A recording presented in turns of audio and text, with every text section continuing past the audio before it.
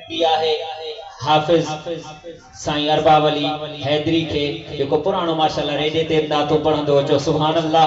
गुज़ारिश है हाफिज अरबाब अली हैदरी साहब के पंहिंजे प्यारे अंदाज में पंहिंजो नालो गणाइन ऐं महबूब जी नात पेश कन। सरकार जी आमद, हुजूर जी आमद, पुरनूर जी आमद, मरहबा या मुसा या मुसा या मुसा या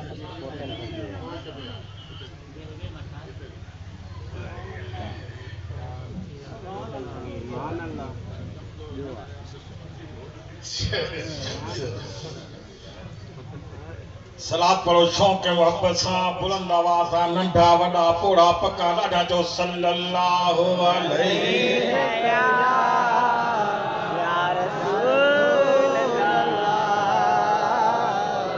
वसल्लम अलैका या हबीब अल्लाह। अहिड़ी सलात पढ़ो जो मुल्क वॼे शैतान भरे जो सल्लल्लाहु अलैहि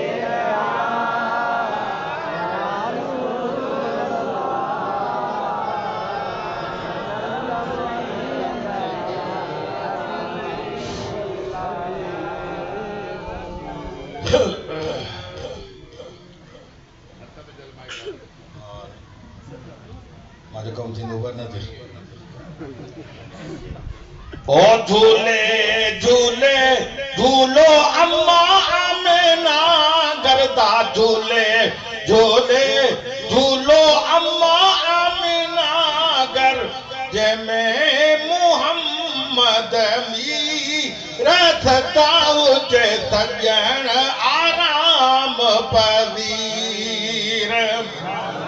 अरे जो सुभान अल्लाह।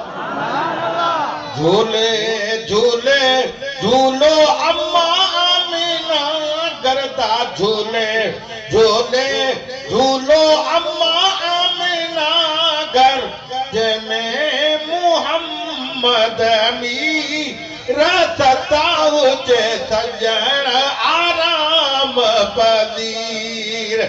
ओ सता हुजे सजण आराम पवीर। है प्रिय जे खातिर पाती दूरा भी घोलो हर हर हूरा। प्रिय जे खातिर पाती दूरा लोटिन पीगो हर हर हूरा। हे राई थतड़ी ही रसता हुजे सजण आराम पवीर।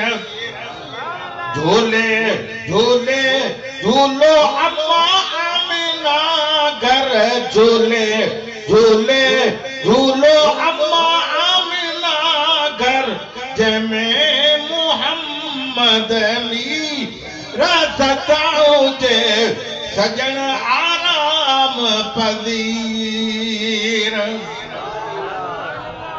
सरहायूं थियूं सजण जिसाके सरहायूं थियूं सजण जिसाके हर को गुलाब जे गुलन वागे हर को गुलाब जे गुलन वागे गूंजे गरीब अमी रसता हुजे सजण आराम पवीर।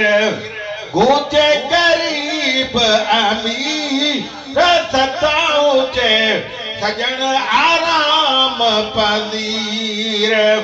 झूले झूले झूलो अम्मा आमिना घर झूले झूले झूलो अम्मा आमिना घर जंहिंमें मुहम्मद रसता हुजे सजण आराम पवीर।